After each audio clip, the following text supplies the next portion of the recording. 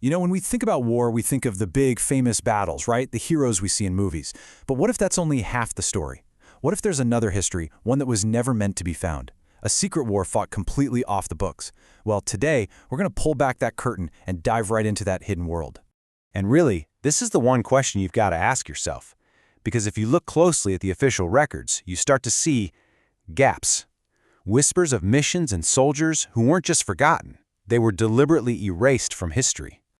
So we're heading into what you could call the invisible battlefield. This is a war fought in the margins, a place where the normal rules just don't exist and where the truth is often the first thing to disappear. At the very heart of the secret war are these things called black file operations. Just try to imagine this. You get your orders, and the first rule is that this conversation never happened. It's simple, and it's absolutely brutal. Nothing gets written down. If your mission goes south, it never existed. And if you get caught, don't expect a rescue. Nobody's coming for you. And these weren't just ideas being passed around in some smoky back room. These missions happened in real places. They called them silent fronts, super remote spots chosen for one reason. So a government could fight a whole war, and if anyone asked, they could just say, "Nope, wasn't us." Total plausible deniability. And here's where the scale gets just wild. We're not talking about a couple of spies here and there, no. We're talking about entire units, sometimes hundreds of soldiers, being sent on these missions. They basically became vanishing battalions, marching straight off the official maps and right out of the history books. Proof, gone. Which, of course, leads to the most obvious question. Where did they all go? And who were these phantom soldiers? I mean, what kind of person signs up for a mission knowing their own country will deny they even exist? Well, let's get into it. These people weren't your average soldiers.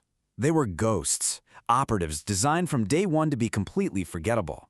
They were, for all intents and purposes, soldiers made of smoke. And this army of shadows had all sorts of members. You had your spies, who would literally vanish in the middle of a job. Covert rescue teams sent to places they officially couldn't be.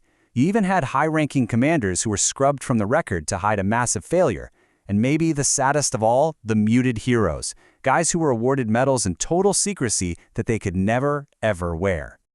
Just look at this table. The difference is absolutely night and day. On one side, you've got the official soldier. They've got a name, a rank, a service file, rights if they're captured. But on the other side, you've got a ghost. The block file operative has no record, fake IDs, and if they get caught, their own government says, sorry, never heard of them. And this right here says it all. You ever see a declassified document with those big black bars all over it? Well, those aren't just covering up secrets. They're basically tombstones for missions that officially never took place. Every single black line is a ghost in the machine.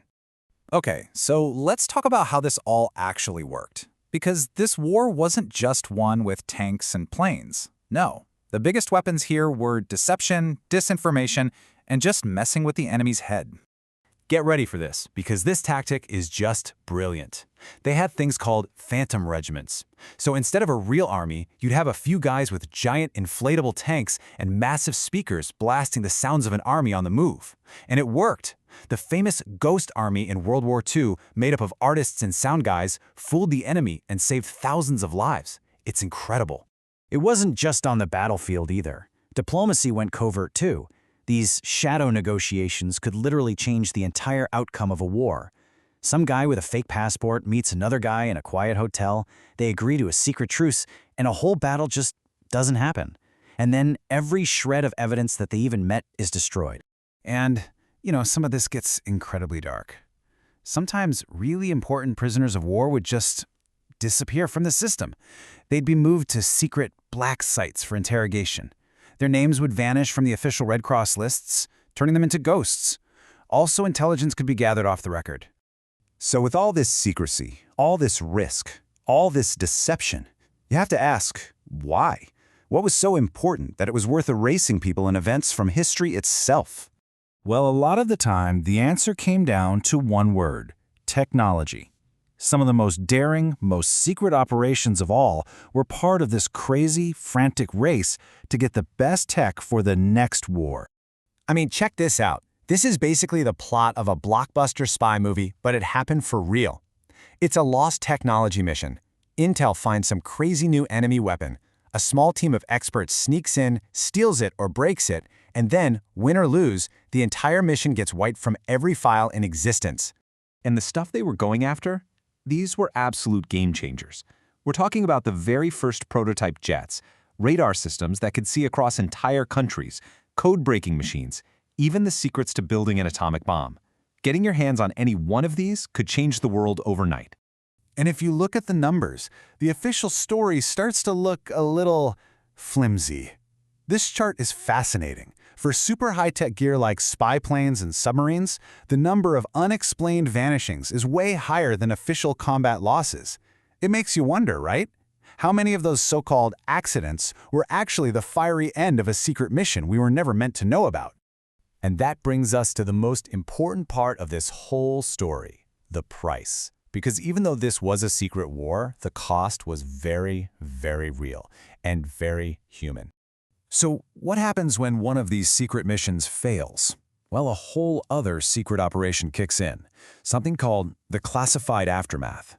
This wasn't just about damage control. It was a full-on, systematic process to rewrite history. They'd create fake reports, alter records, and cook up cover stories, all to hide a blunder. And for the people involved, the cost was just immense. If you survived, you were sworn to secrecy for life, legally. And for the families of those who didn't make it back, they'd just get a cold, formal letter, died in service to his country. No details, no body, no closure. Ever. This quote, man, it really gets to the heart of it. Their silence wasn't a choice, it was an order. Can you even imagine carrying around those kinds of secrets? The amazing things you saw, the terrible things you had to do, and you can't tell a single soul? That was the real price they paid. So we end up right back where we started, with the question that I think should change the way you look at every history book you ever read. When we look at the official story, we have to ask ourselves, who's missing? Who isn't on the page? How many of history's greatest, bravest heroes have been deliberately and permanently forgotten?